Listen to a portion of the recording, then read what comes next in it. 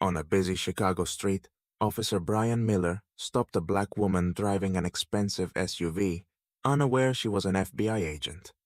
His usual arrogance and threats backfired spectacularly when she put the Federal Command Center on speaker for all to hear. The crowd watched as his world collapsed in mere minutes. What happened next will stun even the most seasoned. But let's go back to the beginning. The streets of downtown Chicago hummed with the familiar symphony of urban life, honking horns, distant sirens, and the occasional chatter of pedestrians. Among the chaos, Officer Brian Miller, a grizzled veteran with salt and pepper hair and a hardened scowl, perched in his patrol car at a busy intersection. His eyes flitted from car to car, searching for what he liked to call suspicious behavior. To Brian, that usually meant targeting people who didn't fit his idea of belonging, especially black drivers in upscale vehicles. A sleek black SUV rolled into view, moving slightly under the speed limit. Its driver, a poised black woman with sharp features and a tailored navy blue suit, seemed unbothered by the hustle around her. For Brian, however, her calm demeanor and expensive car were an immediate red flag. Without any concrete reason, he muttered, "Let's see what she's hiding," and flicked on his sirens. The SUV's driver, Jessica Reed, glanced in her rearview mirror and sighed. She'd been here before. As an FBI agent specializing in internal affairs, she was all too familiar with unwarranted stops.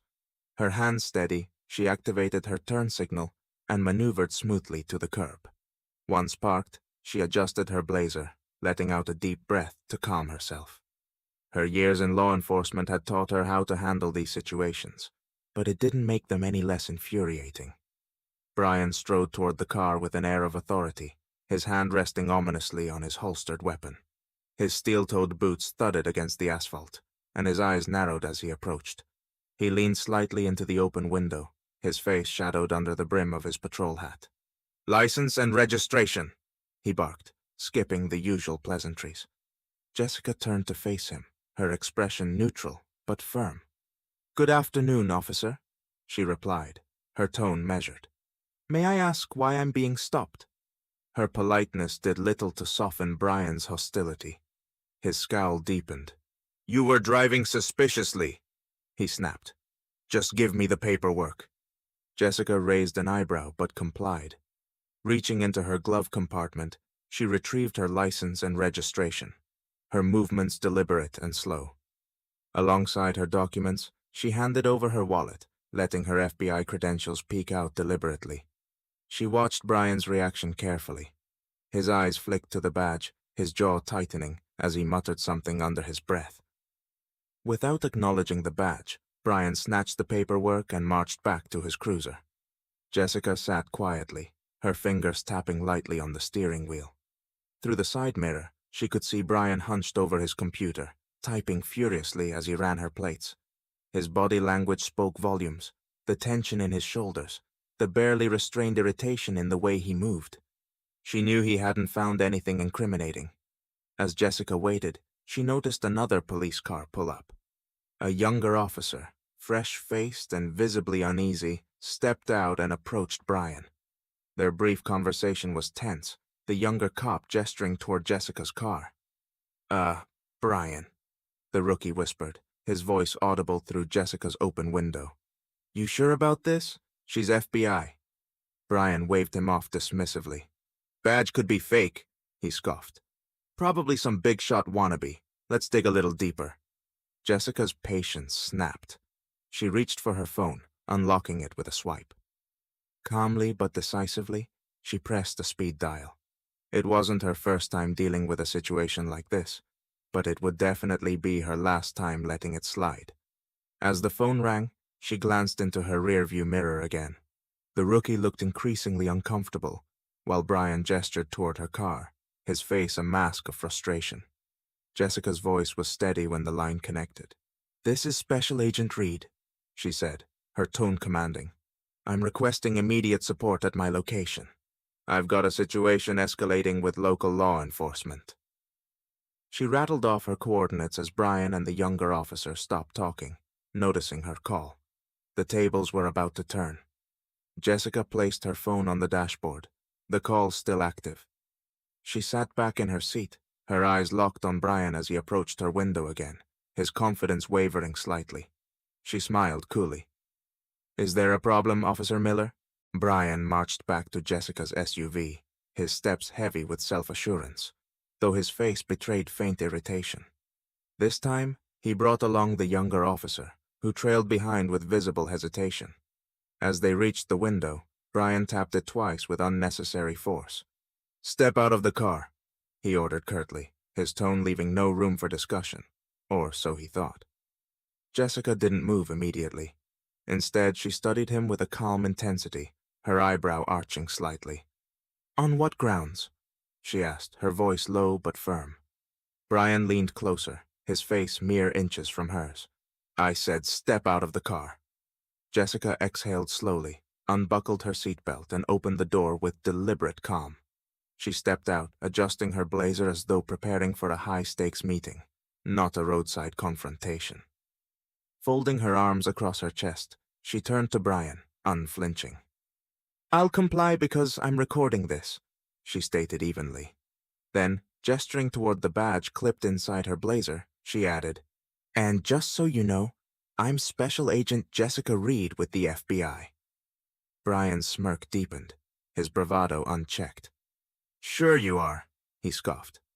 "Hands on the hood." The rookie shifted uneasily, his eyes darting between Brian and Jessica. His voice broke the tense silence. "Brian, this doesn't seem right," he murmured. "Her badge checks out." "Shut it, rookie!" Brian snapped, his glare silencing the younger cop. He turned back to Jessica, his smirk returning.